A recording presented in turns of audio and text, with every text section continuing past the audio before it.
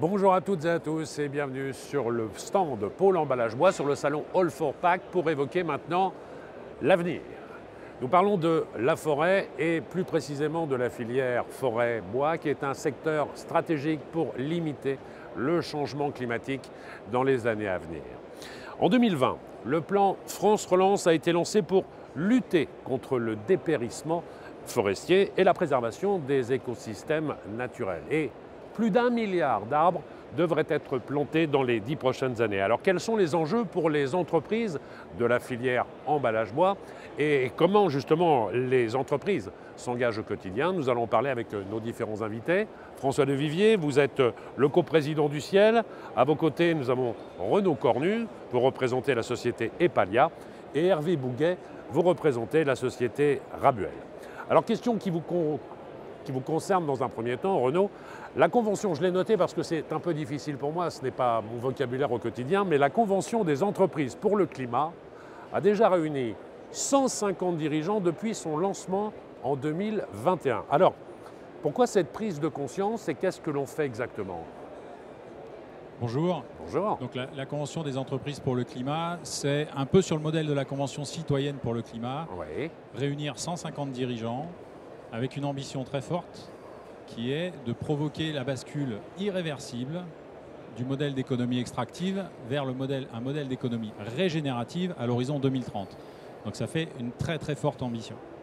Donc 150 dirigeants qui ont été réunis pendant un parcours qui a duré une douzaine de mois et dont l'objectif était de sortir 151 livrables, 150 feuilles de route pour chacune des entreprises et un livrable de propositions à faire au monde économique et politique sur comment on peut faire.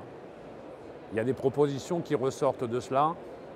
Donc il y en a une dizaine, ça a été un processus intéressant parce que démocratique au sein de cette convention. Donc, je vous parle de propositions adoptées, hein, pas toutes les propositions que vous avez pu faire. Alors aujourd'hui elles sont proposées. D'accord. Elles sont pas encore au stade législatif. D'accord. Mais moi je peux en retenir, je peux vous en proposer deux, en présenter deux. Bien sûr. La première, c'est une formation obligatoire à l'ensemble des dirigeants et des décideurs économiques et politiques aux enjeux climatiques. Parce qu'on est insuffisamment formé et informé. Les limites planétaires, ça n'est pas forcément encore connu du grand public. Et donc, les enjeux de vitesse également sur le changement climatique. Enfin, il y a plein de choses. Pour que la prise de conscience soit réelle, il faut être correctement formé et informé.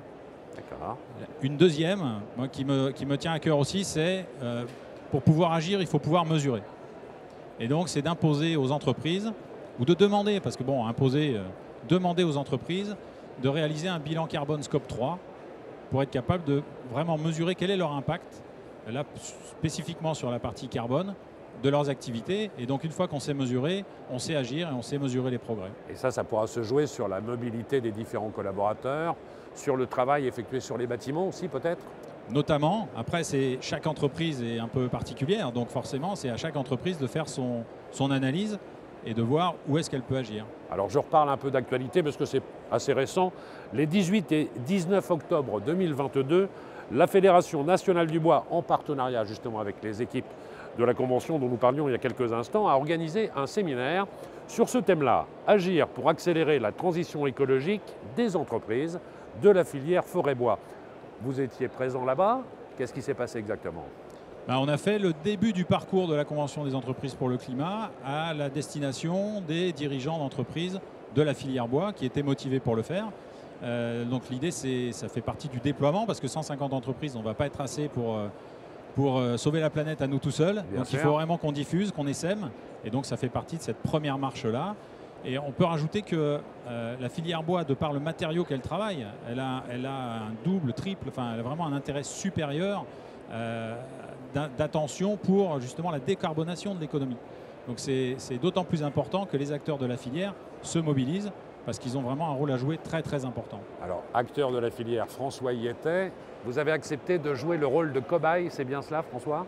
Oui, c'est-à-dire que mon entreprise a été mise à nu devant l'œil aguerri et parfois pas toujours amical de mes chers confrères. Et c'est évident qu'on a tous des façons de fonctionner dont on a hérité et avec lesquelles on s'accommode très bien. Le fait d'avoir des gens qui regardent de l'extérieur, ça peut parfois remettre en question ces choses-là. Par exemple, souvent dans nos entreprises, c'est le dirigeant qui va faire le commerce.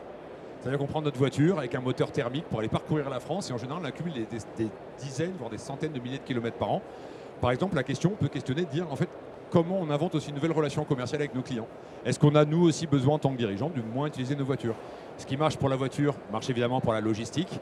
Et après, ça peut être des choses beaucoup plus concrètes. Par exemple, de dire aujourd'hui ma consommation électrique, c'est-à-dire que je regarde dans mon usine quels vont être les postes qui vont le plus consommer, donc d'inciter en fait à faire un bilan énergétique dans son usine et dire en fait j'ai 4 machines qui surconsomment. Quelles sont les technologies modernes, quelles sont que je pourrais remplacer pour avoir une empreinte énergétique qui soit la plus faible possible et donc participer modestement, parce qu'il ne faut pas attendre qu'on sauve tous le monde chacun soi, mais de modestement contribuer les uns après les autres à réduire notre empreinte, notamment carbone. On va donner la parole à Hervé, parce que je le disais tout à l'heure en introduction, 1 milliard d'arbres seront plantés d'ici 10 ans. Et en ce qui concerne le climat, replanter les arbres, c'est fondamental. La gestion durable des forêts, c'est aussi fondamental. Vous êtes d'ailleurs en train de travailler sur la certification PEFC, c'est ça? Ça veut dire quoi PEFC? Alors, la certification PEFC, en fait, c'est une gestion durable de la forêt. D'accord. Donc, tous les participants, en fait, tout au long de la chaîne de la forêt, peuvent s'engager dans une démarche PEFC.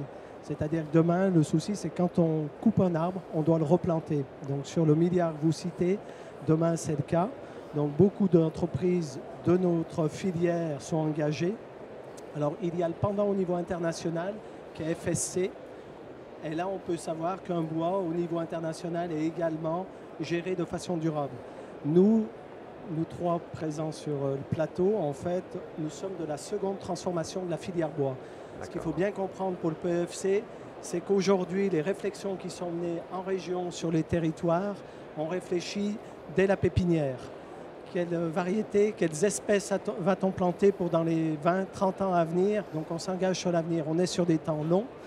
Donc au niveau de la filière bois, vous avez des pépiniéristes, vous avez l'exploitant forestier, vous avez le propriétaire forestier, les débardeurs, vous avez le scieur de la première transformation et nous derrière qui utilisons le bois. Donc toute cette chaîne doit avoir ce souci demain de savoir qu'est-ce qu'on fait pour que la forêt soit durable. Est-ce que tout le monde joue le jeu? Aujourd'hui, tout le monde, enfin une grande majorité de la filière est sensibilisée à ça. Alors on parle de filière, on peut parler de charte également. Il y a une filière qui s'appelle, une charte plutôt, qui s'appelle Merci le peuplier, qui a été lancée en 2011. Il s'agit de quoi exactement, François? Cette charte permet de donner une aide financière aux propriétaires pour l'inciter à replanter. L'idée étant de dire que tout ce que l'on va venir exploiter comme arbre va être systématiquement replanté, donc de rester sur des superficies qui sont équivalentes. En plus, c'est une démarche en général, on est sur des terres qui sont adaptées pour le peuplier, qui sont en général pas forcément propres pour d'autres choses. Donc même les conseils régionaux dans certaines régions viennent abonder en plus cette aide-là pour continuer à garder une industrie, même dans les endroits un peu reculés de France. Donc ça nous permet à nous de nous donner une ressource qui soit à horizon humain, toujours replantée, renouvelée, et ainsi de suite dans notre bilan général, dans notre responsabilité sociale en tant qu'entreprise, on dit nous ne sommes pas des prédateurs sur notre environnement. D'accord. La volonté, c'est de diffuser aussi de meilleures pratiques sur la gestion des forêts. Oui, c'est l'idée de dire, mais qui correspond vraiment à des temps longs, de se dire, nous qui sommes des entreprises en général implantées au cœur des territoires, nous voulons aussi disposer de la ressource dont nous avons besoin dans les années à venir. Donc on ne peut pas, si nous sommes des prédateurs, nous sommes dans un monde qui est très fini. La ressource a beau être renouvelable, le stock de bois sur pied, il n'est pas infini. On ne va pas pouvoir demander aux arbres de pousser plus vite. Donc nous avons l'habitude de raisonner dans un monde fini, mais nous savons que si nous ne le renouvelons pas, nous serons amenés, même économiquement, à disparaître. Donc nous sommes liés à notre environnement. Donc ça permet d'avoir une gestion durable de nos forêts. On en parlait avec Renaud il y a quelques instants, la volonté de calculer l'empreinte carbone que l'on peut avoir sur son environnement. Vous avez mis en place directement un calculateur?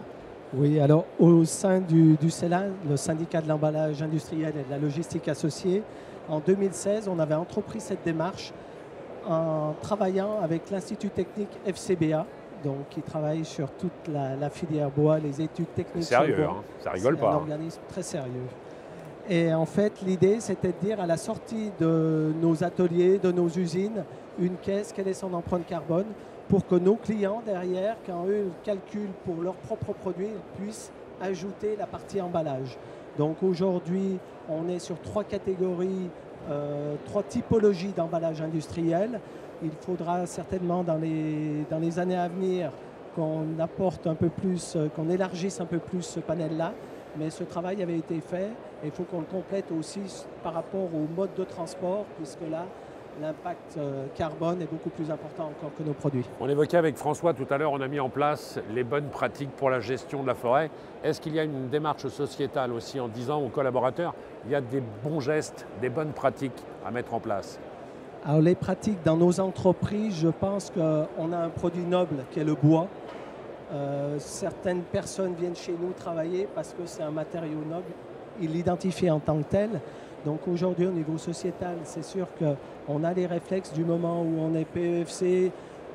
Nous, dans notre entreprise, on est ISO 14001, donc c'est des choses qui remontent. Donc il y a ces valeurs-là au niveau de la gestion de la forêt, de la gestion des arbres et autres. Merci à vous 3 pour votre intervention. Merci. On est dans la prise de conscience de ce développement durable, de la notion environnementale. Vous mettez en place les différents outils, les conventions, les chartes, ce que vous venez d'évoquer avec nous.